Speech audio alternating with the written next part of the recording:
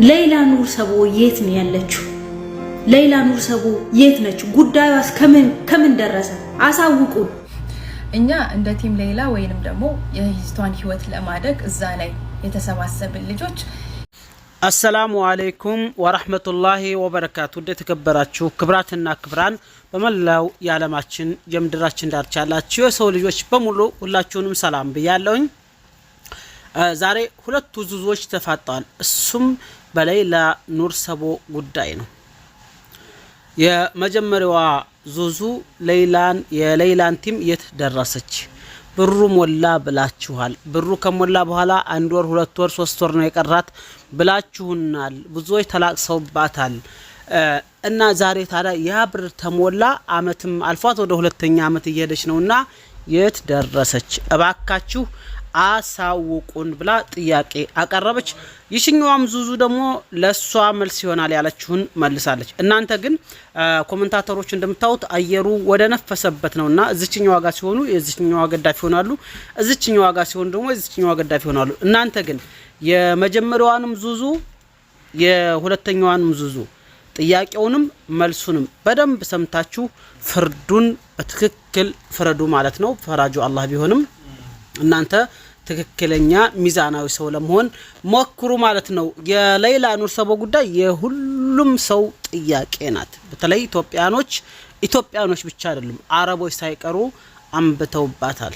ብዙዎች አልቅሰዋል። ብዙዎች ሌይላ ኑር ሰቦ ኒንጃ ከልጃቸው በላይ ራሳቸውን አሳልፈው እስከ መስጠት ድረስ ታመው በካንሰር ተይዘው በተለያዩ በሽታዎች ተይዘው እኔ ልሙት ሌይላ ግን ትዳን የሌይላ ነፍስ ትዳን ብለው ብዙዎች አንብተዋል። መሸም ስለ ሌይላ ምንም አዲስ ነገር አይደለም እና ሁሉም የመጠየቅ መብት አለው። እነዛም ደግሞ የመመለስ ግዳጅ አለባቸው፣ በተለይ ቤተሰቦቿ ማለት ነው። በዚህ አጋጣሚ ቤተሰቦቿም ዝም ብለዋል። አንዳንድ ጊዜ በዚህ ዘመን ላይ ሆነ በቃ የሰው ልጅ ማለት ነው ሲፈልግህ ብቻ ነው እንጂ ያ ነገር ተተሳካ በኋላ ዝም ይባላል። ይህ ግን በጣም ተገቢ ያልሆነ ነገር ነው። ሆኖም አሁንም እኔም ራሴን ብሆን ጥያቄ ነኝ። ሌይላ ኑር ሰቦ የት ናት? 2 ወር ቀራ 3 ወር ቀራት ረመዳን ቤተሰቦቿ ጋር ነው የምትጠመው ብዙ ተብሏል።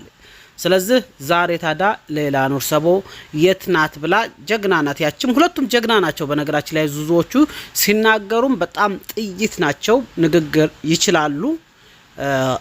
ሌይላ የት ናት ብላ ጠይቃ ዙዙም ደግሞ መልስ ነው ብላ ሰጥታለች ማለት ነው። እስኪ እናንተም ኮሜንታተሮቹንም እያነበባችሁ የናንተሳ ምንድነው አስተያየታችሁ? ሚዛና የሆናችሁ ዙዙ መልሷስ ትክክል ነው ወይ፣ ያቺኛዋስ ጥያቄዋ ትክክል ነው ወይ የሚለውን ኮሜንት ላይ አስቀምጡልኝ። ላይክ እያደረጋችሁ አሁንም ቢሆን ፍትህ ለሌይላ እንበል። እናትና በርግጥ እናትና ከአባቷ የበለጠ ለሌይላ ቅርብ አንሆንም፣ ግን ዝም ብለዋል። ምን እንደሆነ ነገሩ ባይገባንም ማለት ነው። እናንተ ግን ፍትህ ለሌይላ እያላችሁ፣ ምክንያቱም ሁሉም አንብቷል፣ ተጨንቃችኋል፣ ደንግጣችኋል፣ እንቅልፋችሁን አጣችኋል፣ ታብታብ አርጋችኋል፣ ገንዘባችሁን አውጥታችኋል፣ እህታችን ትዳን ብላችሁ ራሳችሁን አሳልፋችሁ ሰጥታችኋል። ስራ ሳይኖራችሁ ቤቴን እሸጣለሁ ያለች እህት የለችም። የእውነት እናውራታለን። ሲጠይቁ ለምን እንደ ወንጀል እንደ ክፉ ይታያል ማለት ነው። ቤቴን እሸጣለሁ ሌይላ ትውጣ እንጂ ቤቴን እሸጣለሁ ያለች እህት የለችም። የወር ደሞዝ እኔ ስራ የለኝም ገና 1 ወር ነው ብላ የወር ደሞዝ የሰጠች የለችም። በጣም ብዙ ማለት ነው። እና በሌይላ ኑር ሰቦ ጉዳይ ላይ ሁሉም ኢትዮጵያዊ ብቻ ሳይሆን ሌሎችም አረቦች መዳሞች ሳይቀሩ ያገባቸዋል ማለት እንችላለን። ስንት ወር በቃ ቤተሰቦቿ እኮ ኢትዮጵያ ላይ እኮ አብዛኞቻችን ቤተሰቦቻችን ችግርተኞች ናቸው። እነዛን ተተን የ2 ወር የ3 ወር ደሞዝ የሰጡ የሉም። እኔ እጄ ላይ 1 ብር የለኝም እያሉ የሰጡ የሉም። ስለዚህ የመጠየቅ መብት አላቸው። በሌይላ ጉዳይ ላይ ማንም ሰው የመጠየቅ መብት አለው። እውነት ሌይላ ዛሬ የት ናት? ይህ ደግሞ በጣም ትክክልና ወቅቱን የጠበቀ ተገቢም ጥያቄ ነው። ሁላችሁም ሌይላ የት ናት ያላችሁ ኮሜንት ላይ አስቀምጡ። ዩቲዩበሮችም ቲክቶከሮችም ስሩ ማለት ነው። አቡ አሚራ ባለፈው የፋሲካ ምናምን ቻናል አዘጉባት። ምን ነው አሰባስቡ ስትሉ እንደዛ አላላችሁም? የት ናት ስትባል እንደዛ። እኔ አንዳንድ ጊዜ ፍትሃዊ ነው። ለማንኛውም መልካም ቆይታ።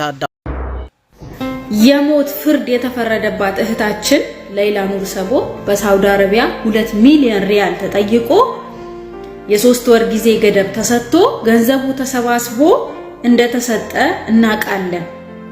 አሁን ሌላ የት ሄደች? አንድ ምክንያት ስጡን። የሌላ ምክንያት የሌላ ጉዳይ ምን ሆነ እንድናምናችሁ የሆነ ምክንያት ስጡን። እኔ ውስጤን ስለቆረቆረው ነው። ሌሎቻችሁ ዝም በሉ ችግር የለው። ውስጤን ስለቆረቆረው ግን እናገራለሁ። ይሄን ቪዲዮ ሼር 10 ጊዜ ኮፒ ሊንክ እንድታረጉልኝ እፈልጋለሁ። ሌላ ኑር ሰቦ የት ነው ያለችው? ሌላ ኑር ሰቦ የት ነች? ጉዳዩስ ከምን ደረሰ? አሳውቁን፣ ማወቅ እንፈልጋለን። በሰዓቱ የ3 ወር ጊዜ ገደብ ተሰጥቶ ነበረ። አሁን ከዓመት በላይ ሆኖታል። ሌላ ኑር ሰቦ የት ነው ያለችው? ገንዘቡ ሞልቷል፣ ተሰጥቷል። ህዝብ ተረባርቦ ገንዘቡ ተከፍሏል፣ እናውቃለን። ጉዳዩ ምን ደርሶ ነው ይሄ ሁሉ ከዓመት በላይ የሚጨርስ ፕሮሰስ ምን ሆኖ ነው? እሺ ፕሮሰስ ይኑረው፣ አንድ ምክንያት ስጡን። የሆነ ምክንያት በዚህ ነው ብላችሁ የሆነ ምክንያት ስጡን። ሌላ የት ናት? የሁላችንም ጥያቄ ነው። የሌላ ኑር ሰቦ ጉዳይ ከምን ደረሰ? የህዝብ ጥያቄ ነው። ምንም ያስፈራ ነገር የለም። ይሄን ቪዲዮን ሼር 10 ጊዜ ኮፒ ሊንክ እንድታረጉልኝ እፈልጋለሁ። ውድ ቤተሰቦቼ የዙዙ ጥያቄ ይሄን ይመስላል። ሰምታችኋታል ጥያቄዋን። እኔ በራሴ ትክክል ናት እላለሁኝ። ምክንያቱም ሁሉም ሰው ለሌላ አልቅሷል። ሁሉም ሰው እንባውን አንብቷል። ዙዙ መጠየቋ ጥፋት አለባት ብዬ አላምንም። ታዲያ የዚህኛው ዙዙ መልስ ትክክል ነው ወይ የሚለውን አብረን የምናይ ይሆናል። እናንተም ሰምታችሁ ሚዛናዊ ሆናችሁ ፍርዱን ትሰጣላችሁ ማለት ነው ኢንሻአላህ ተዓላ።